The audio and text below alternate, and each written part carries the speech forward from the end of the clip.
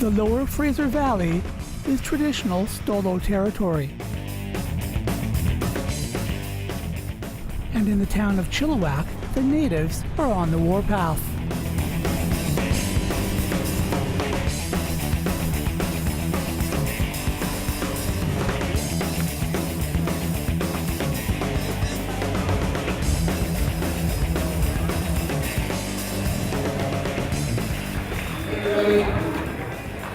On behalf of my wife and my wife Francine, I don't know if she's here. Boxing, you know, it's in our family, I guess. So I always kind of, you know, was drawn to the combative sports, boxing, and you know, then kickboxing, and then MMA.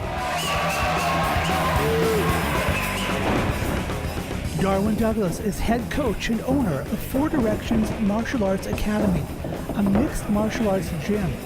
Along with his wife Francine, he is also the promoter behind Warpath MMA live fights. We've hosted in the past 5 years 11 MMA, like mixed martial arts fight events.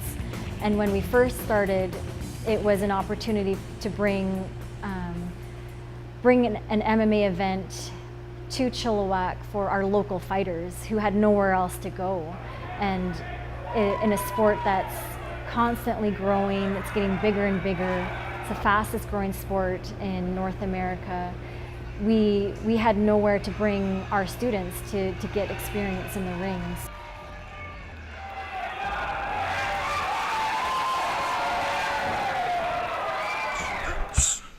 Headlining the fight card and fighting for the Warpath MMA belt is a Four Directions fighter from Yellowit, BC, named Colton Higginbottom. Colton's one of our young fighters here at Four Directions Martial Arts Academy. He's a up-and-coming lightweight MMA fighter. He's still fighting amateur. He's got probably close to 10 amateur fights now. He's been training here with us for, you know, probably about a year. Actually, yeah, I'd like to go pro. I'd like to get maybe a few more wins under my belt as well. One fight at a time, keep on training, no time off. Okay, same with the left. I'm going to do probably about 15% here, probably about 15% to the liver. Darwin is owner, coach, and mentor. And at age 41, his career in the cage is far from over. I had my last fight on January 18th, so just a few months back. I fought at the River Rock Casino in Richmond.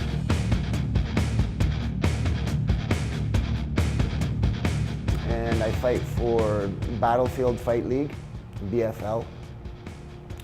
It was my 10th professional fight.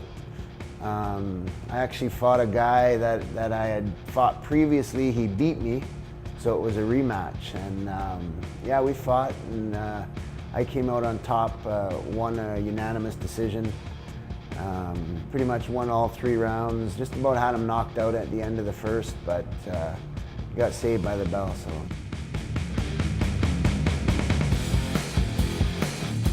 It was a really good fight for me, and yeah, it was my 41st birthday as well, so it was kind of a nice way to celebrate the birthday. For Francine, entering the world of combative sports took some getting used to. When Darwin first started training MMA, I had, I think, the same thoughts that the general public has about mixed martial arts, is that it's a bloody, violent sport, and basically it's 2 guys punching each other in the face. It actually took me quite a while. It was about, I would say, a year and a half, maybe 2 years, when I was finally able to even step into his gym where he was training and, you know, see what was going on. And they actually offered a ladies kickboxing class, and I started taking it with his best friend's wife, one of our good friends, and just like him, I fell in love with it as well. It was an amazing form of exercise. I've been a student in MMA and martial arts I would say the past 6 years, no, 7 years, because I was still training when I was pregnant with my daughter, actually, but I train mostly Muay Thai kickboxing, but I have my blue belt in Brazilian Jiu-Jitsu as well. The gym offers twice a week MMA training to its members. Magnus Wolf is 13 years old. He's been coming here for 6 months and has not missed a single session. What I really love about being here is that we get to spar, we get to wrestle, contact with each other. Probably going to be fighting in September. Darwin and Jamie, best coaches. The first things we teach our students is to have respect for themselves, first of all. Respect for the environment, respect for our gym and the equipment, respect for the coach. And our hope is that it translates into how they live life, so that we have that Letzamat. And Letzamat is one of the teachings we have in our community as Stalo people, is a Letzamat to bring our minds together so that we can move forward in one direction. For those who can't get to the gym, Darwin goes to them. Best part of my day when I can go to a reserve, one of our communities, and teach the youth MMA. I can usually see the change in their attitude, you know, and their confidence levels at the first class, right? So it's very rewarding.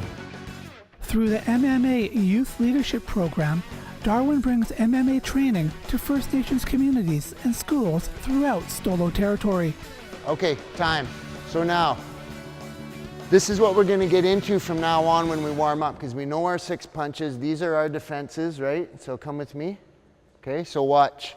We're gonna go 1, parry, 2. I'm Gregory Thompson. I'm from Hope on the reservation, Chihuahua. Good, always watching your opponent. Well, we're learning blocking today, and that is like countering or parrying, like say a straight right, we'll parry it, right? There's like this is to block left hooks and stuff, right? Mm-hmm. But when Darwin first started the program, not everyone was convinced that teaching kids to fight was a good thing. You know, it was a couple weeks in and we started getting feedback from principals and teachers at, you know, the main schools, not the alternate schools, to say, why are you teaching these young people how to fight? You know, why are you teaching them these skills? Like, they've already got behavioral issues, or they've been engaging in, previously they had engaged in, you know, fights in school, or, you know, some teachers felt threatened by them or whatever. Why are you teaching them these skills? And eventually, those are our most successful students, the students that are troubled, the students that like that high-risk activity, because they can come here and train and learn in a safe environment, and that it transfers to the rest of their life. Yeah, by the 2nd or 3rd class, I was like, you know, had to be like, I wanted them to remind me, okay, which one of these students has, you know, some behavioral stuff going on, you know? I like MMA because it has cool moves and is a lot of fun.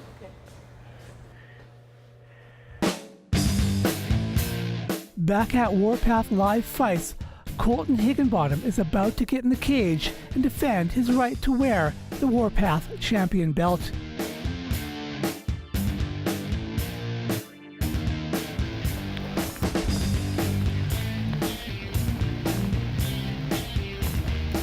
On Friday night, I'm gonna go in there, use my striking to the best of my ability, and be looking for a TKO ground and pound.